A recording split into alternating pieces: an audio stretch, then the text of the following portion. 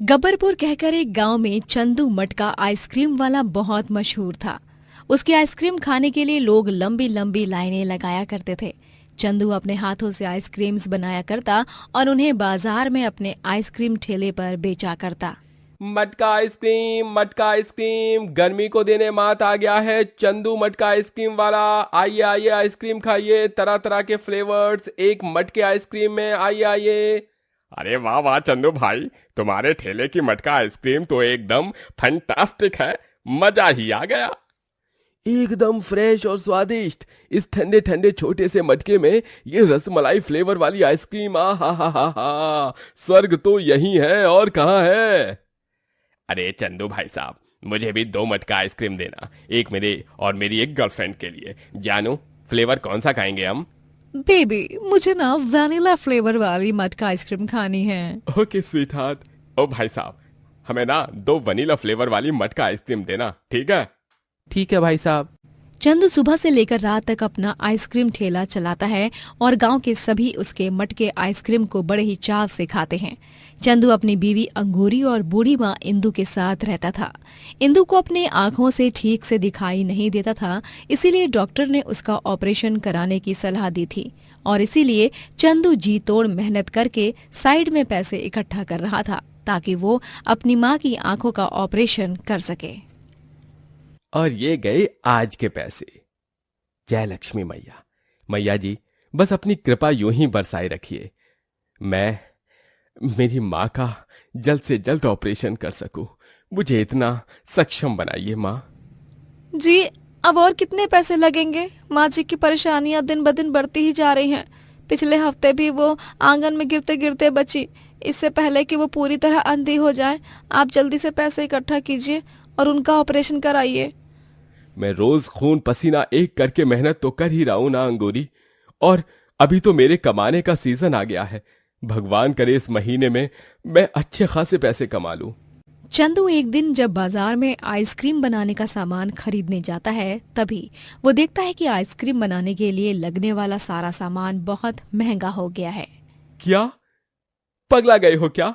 सारे पदार्थ एकदम से इतने महंगे कैसे हो गए? लेकिन दूध, आइसक्रीम फ्लेवर्स, ये सभी पदार्थ तो कल तक किफायती दाम में मिल रहे थे। अरे चंदू भैया, अब गर्मी आ गई है और हर साल गर्मी के मौसम में सभी ठंडे पदार्थों के और उन्हें बनाने में लगने वाले सामान के दाम बढ़ जाते हैं। यह बात कोई नई नवेली नहीं है। हे भगवान, अगर ऐसा ही रहा तो मैं क्या करूंगा? महंगे दाम में पदार्थ खरीद कर मैं उनसे बनी आइसक्रीम को सस्ते दाम में कैसे बेचूंगा? मुझे तो कुछ समझ नहीं आ रहा है। वो ये दुविधा जाकर अपनी बीवी अंगूरी को बताता है। तभी अंगूरी उससे कहती है, जी आप भी ना इतना मत सोचिए अपने ग्राहकों के बारे में। देखिए, गांव में आप इकलौते आइसक्रीम वाले हो और इसीलिए लोगों को ना चाहते हुए भी आप ही से आइसक्रीम खरीदनी होगी। गर्मी के इस भयंकर मौसम में आइसक्रीम को देखकर कोई भी अपना मन नहीं मार पाएगा और जितना दाम है उतने की आइसक्रीम खरीदेगा, भले ही वो दाम महंगा क्यों ना हो। हाँ अंगूरी, ये बात भी बिल्कुल सही कही तुमने। अब मैं अपने आइसक्रीम के दाम बढ़ाकर ही बेचूंगा।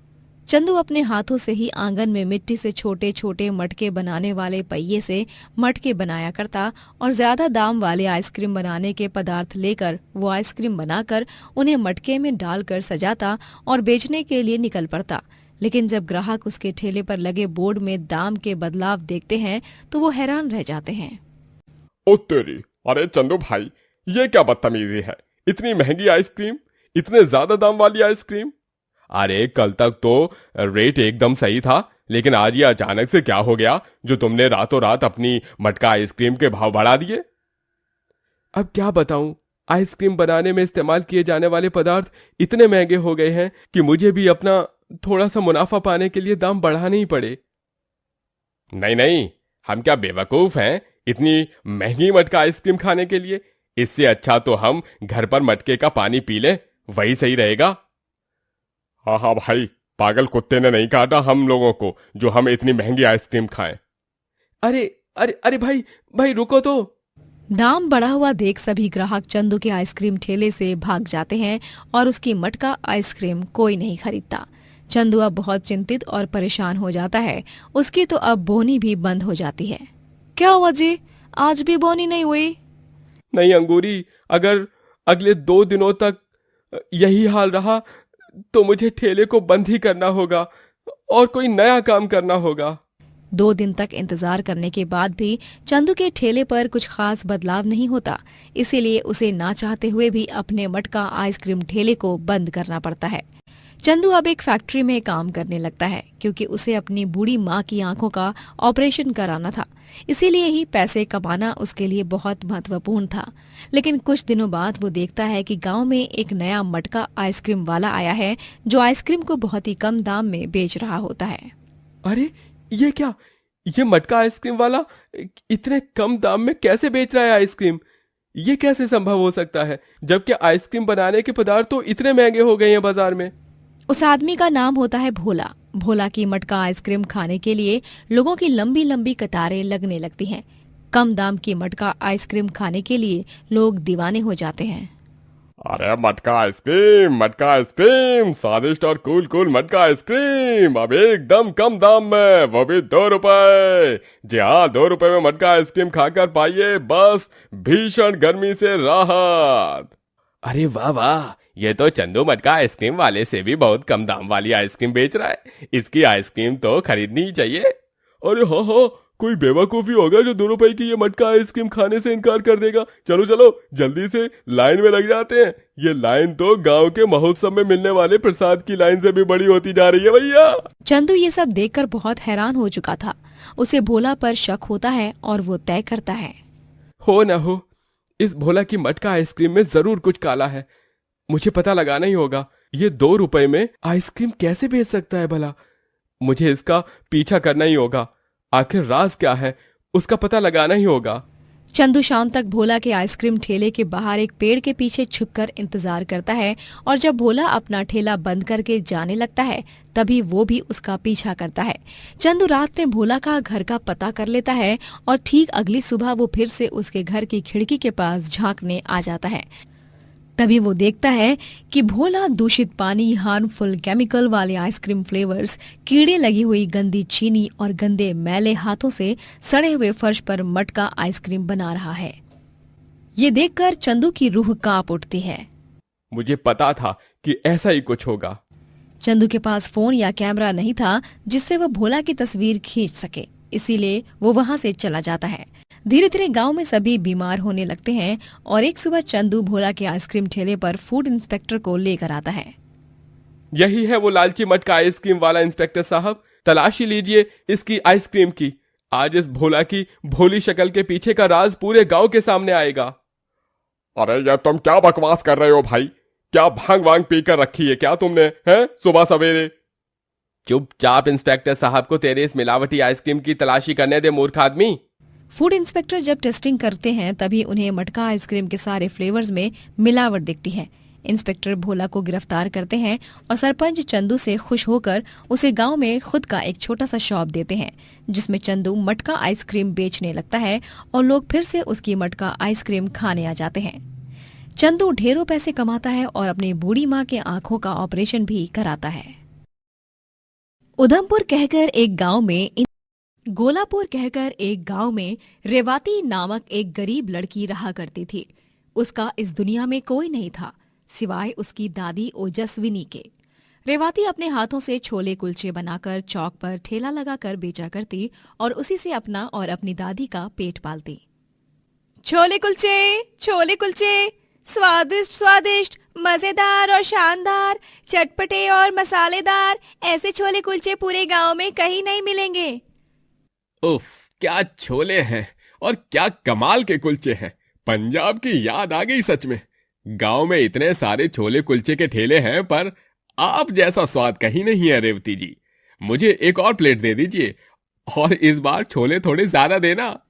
जी ठीक है, ये लीजिए। अरे वाह, ऐसे छोले कुलचे अगर मुझे रोज दे दिए जाएं तो मैं रोज इन्हें खुशी खुशी गटक सकता हूँ। इतने लाजवाब है ये।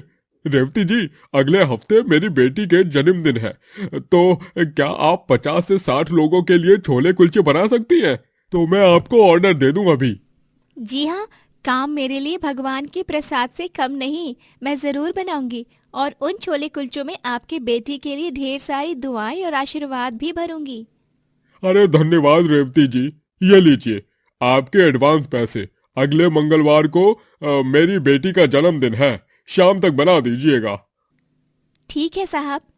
दिन भर लोग रेवाती के छोले कुलचे खाने आया करते और रेवाती बहुत सारे पैसे कमाती रहती। वहीं उसके ठेले के ठीक सामने ही बुलबुल नामक एक महिला छोले कुलचे बनाकर बेचा करती। लेकिन बुलबुल के ठेले पर मुश्किल से ही कोई ग्राहक आता है। बुलबुल रेवाती की तरक्की से बहुत ज्यादा जलने लगती है। सुबह से शाम होने आई है, लेकिन अब तक मेरी बोहनी तक नहीं हुई है। एक प्लेट छोले कुलचे नहीं बिके और इस कलमुही रेवाती के यहाँ तो बस ग्राहक डेरा जमा कर बैठे जाते हैं। जो भी आए 2 से 3 प्लेट छोले कुलचे खाकर ही जाता है। मुझसे ये सब देखा नहीं जा रहा। मुझे इस रेवाती का कुछ न कुछ तो करना ही होगा। ये मेरे रास्ते का कांटा बन रही है। रेवाती सूर्यास्त के बाद ठेला बंद करके घर चली जाती है और घर जाकर चूल्हे पर खाना पकाती है। तभी दादी ओजस्विनी कहती है, रेवाती बिटिया, रहने दे। दिन भर ठेले पर खड़े रहकर तू इतने सारे छोले कुलचे बनाती है और फिर घर आकर भी खाना पकाती है। आज मैं खाना बनाऊंगी, तू जा जंगल से लकड़ियां बीन कर ला। लकड़ियां खत्म हो गई है, जल्दी जा, वरना 9 बजे के बाद बर्फबारी भी शुरू हो सकती है। फिर ठंड में तेरी कुल्फी जम जाएगी। दादी आप आराम करो ना, मैं फटाफट गर्मा गर्म फुलके और भिंडी की सब्जी बना देती हूँ। और आज मैं आपकी पसंदीदा मसाले वाली भिंडी बना रही हूँ। रेवाती, मैंने कहा ना तुझसे, मैं बना दूंगी बिटिया। अच्छा ठीक है, आप ना मानने वाली तो हो नहीं। लीजिए बनाइए, आती हूँ मैं लकड़ियाँ बीन कर। हाँ। रेवाती जलता हुआ लालटेन लेकर जंगल की ओर लकड़ियां बीनने के लिए निकल पड़ती है।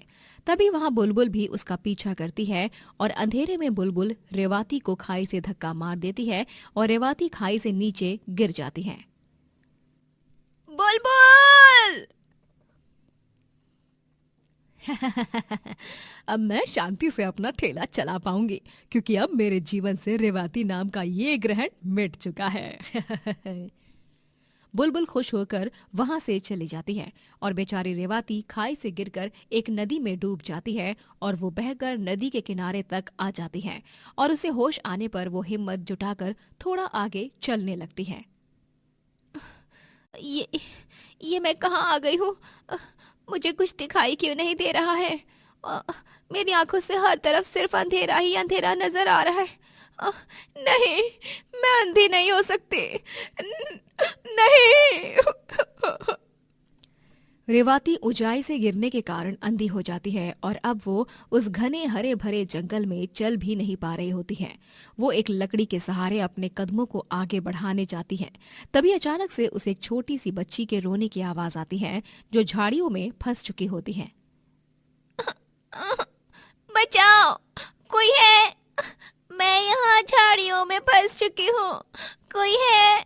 बचाओ। अरे ये आवाज तो दाएं तरफ से आ रही है, उस दिशा से आ रही है। लगता है एक छोटी बच्ची झाड़ियों में फंस चुकी है, मुझे उसकी जान बचानी ही होगी। रेवाती अंधेपन में भी उस बच्ची की आवाज को सुनकर अनुमान लगाकर उस दिशा तक पहुंचती है और उस छोटी बच्ची को झाड़ियों से बाहर निकालती है। शुक्रिया दीदी। तभी वो बच्ची एक परी में बदल जाती है और वहां पर उसकी परी माँ भी उड़ते उड़ते आ जाती है। बच्चे, तुम ठीक हो ना? तुम्हें कोई चोट तो नहीं आई ना? नहीं माँ, मैं बिल्कुल ठीक हूँ। इन दीदी ने मुझे बचाया, लेकिन ये अंधी हैं, इन्हें कुछ दिखाई नहीं देता। इसके बावजूद भी इन्होंने हिम्मत दिखाकर मेरी जान बचाई। अरे वाह, तुम्हारा बहुत बहुत शुक्रिया। हाँ, मैं अभी अपनी जादुई शक्तियों से तुम्हारे आंखों की रोशनी वापस लाती हूँ। परी माँ अपनी जादुई शक्तियों से रेवाती की आंखों की रोशनी वापस ला देती है और रेवाती दोनों माँ बेटी परियों को देखकर चकित रह जाती है। परियों को आज तक सिर्फ किस्से कहानियों में ही सुना और देखा था, लेकिन आज हकीकत में भी देख लिया। मैंने आपकी बेटी को इंसानियत के धर्म के नाते बचाया। शुक्रिया मत कहिए परी। नहीं, तुम्हें उपहार स्वीकारना ही होगा। जहां तक मैं जानती हूँ तुम इस गांव में छोले कुलचे बेचती हो ना। ये लो, ये जादुई मसालों का डिब्बा।